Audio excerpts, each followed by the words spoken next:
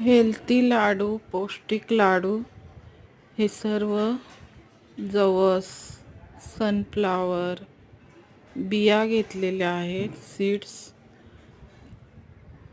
मखाने, गूळ आणि यांचा एक असा लाडू तयार केलेला आहे.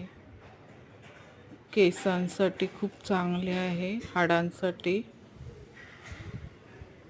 खारीक नाही घेतलेली, मेथी दाणे पण घेतलेले आहेत.